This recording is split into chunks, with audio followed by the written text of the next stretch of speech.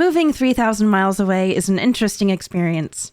You get used to living in one place for most of your life, memorizing the routes to all your favorite local spots and the addresses of your closest friends. And then suddenly, you're packing up boxes, sorting through a decade's worth of long-forgotten items, deciding what to keep and what to throw away forever, and wondering if your friends will still miss your presence when you're long gone. You might assume I'm talking about my move to Japan, but this story is actually about the time I suddenly moved from New York to California many years ago. If you're a longtime viewer of this channel, then you've probably already heard me mention this particular life event several times, but I've never really gone into detail about it, so today I'll be sharing this story with you through a sort of manga-esque style. Reason is, I'm practicing for Kadokawa's Wordless World Manga Contest.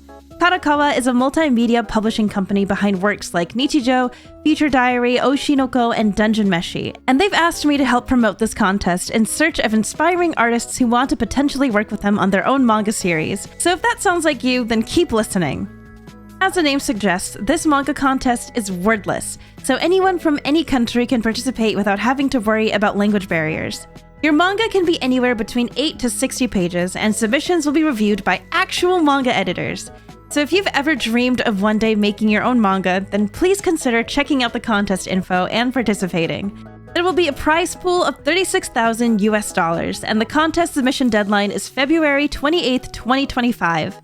More information and official guidelines will be in the description down below, so check out the contest link if you're interested. I will most certainly be entering, so to fit the theme of today's sponsor and to get some paneling practice in, I've decided to make this a manga-style storytime video.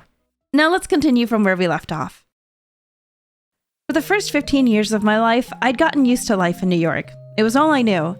I'd attended school with the same familiar classmates, made countless trips to the same familiar library over the years, and lived in the same familiar house since I could remember. Now as a high schooler, I've gotten used to the familiar routine of walking to school every morning with my childhood best friend and neighbor, Carmen.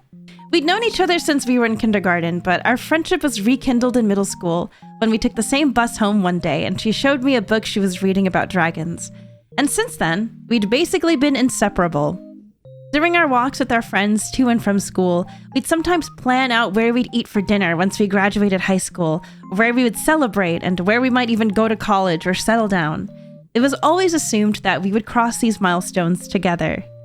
And then, my world was turned upside down on one New Year's Day. As soon as the clock struck midnight, my brothers yelled, "Happy New Year! You're moving to California! Happy New Year!" What? "Yeah, you're gonna be a California girl! Look, you got blonde highlights, so you'll already fit right in." "Are you joking? I'm still going to school. When are we moving?" "Next month, so you should probably start packing soon." What?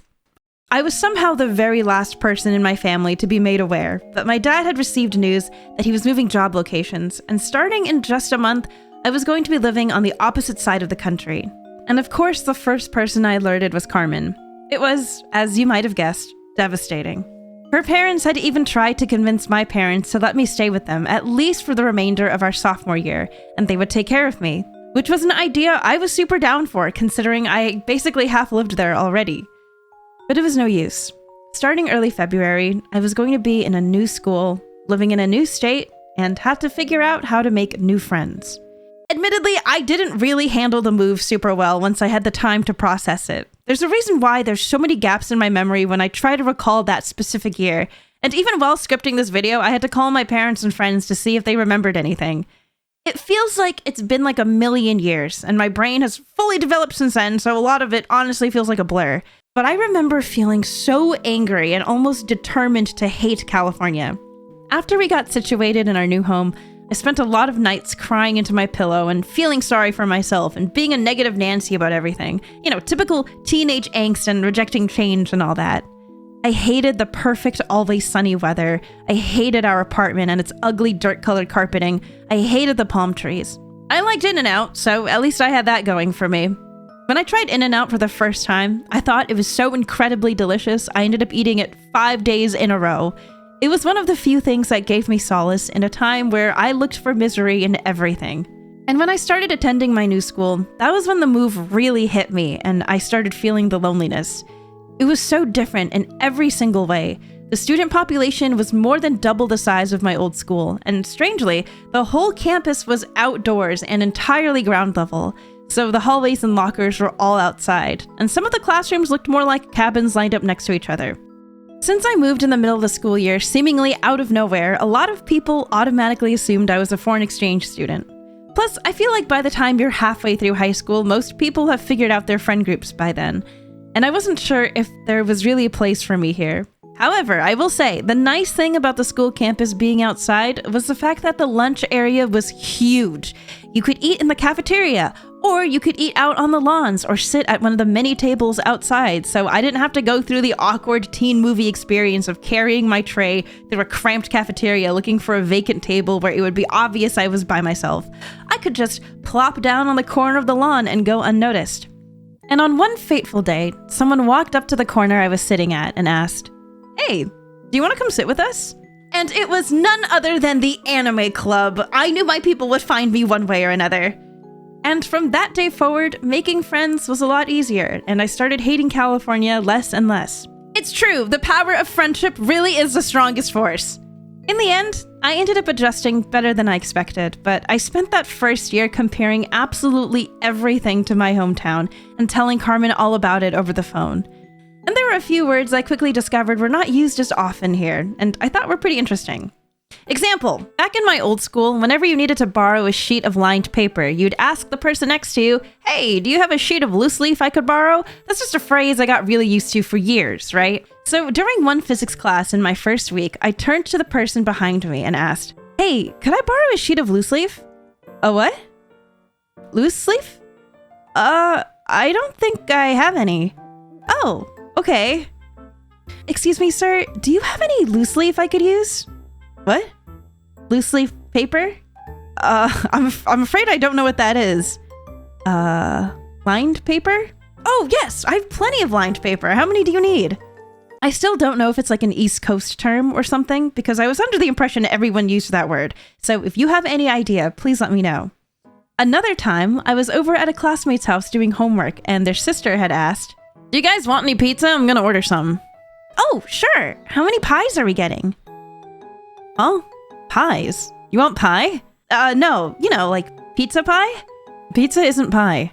"Yeah, but you call a whole pizza a pie." "Why do you call it a pie? Pies are a different thing entirely." The pie chart? It looks like a pizza." "It looks like a pie!"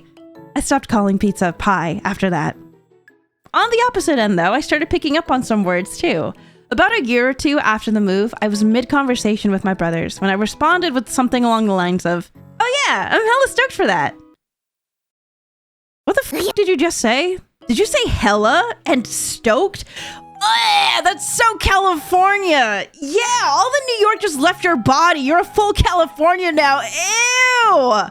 And of course, eventually when I became an adult and could finally afford to visit New York again after so long, the first person to greet me at the airport was my best friend Carmen. And even though it'd been about 5 years since we last saw each other, and we'd both grown so much since then, it was as if no time had passed. I found out that a year after I moved, Carmen had written a poem about her fear of the distance between us, which actually ended up winning its way into getting published in a poetry book. And I think it's really beautiful and touching, so I'd like to share it with you today. Read by Carmen herself. Once with trembling hands, I chopped off your hair. Thick, straight streams of black, cut with wishes of bangs and layers, fell to the floor. But it was all right, you said. Through the comments and the teasing, you were still beautiful to me. But now it has changed. You're different from the style that I once knew, from the style that I once created. Each picture I see of you now, your hair is cut, trimmed, tossed, feathered, colored, bleached, and different every time. Shorter, but just as pretty. But I never saw a goddess go. And with each trim, you cut off every strand that connects you to me. Soon the hair that I once touched, suffocated by the loss of love, will grow too far from your mind and will be snipped away. It's been 12 years since that poem was written, but I think it's nice to look back on a time when everything was so uncertain and know that some friendships really can survive the hurdles of time and distance. I think one of the greatest difficulties of moving anywhere is the uncertainty of knowing whether or not the friendships you've made will last, or if they'll slowly fizzle out, as many naturally do. When you become an adult and start living life, you'll start to realize that a lot of your friendships in school were built on proximity and routine. And there's of course nothing wrong with that, but you'll find that making friends is easy, but maintaining them gets harder. I think my first moving experience helped me prepare myself for even bigger life changes down the line. Like when some of my close friends moved away, or when my parents both moved back to Korea, and especially when I made the decision to move to Japan. I live in a completely different time zone and country now, but I think it's only strengthened the bonds I have with the friends who've always been there for me. And hey, if we can survive witnessing our cringiest hormonal years together, we can survive anything. Thanks so much for watching.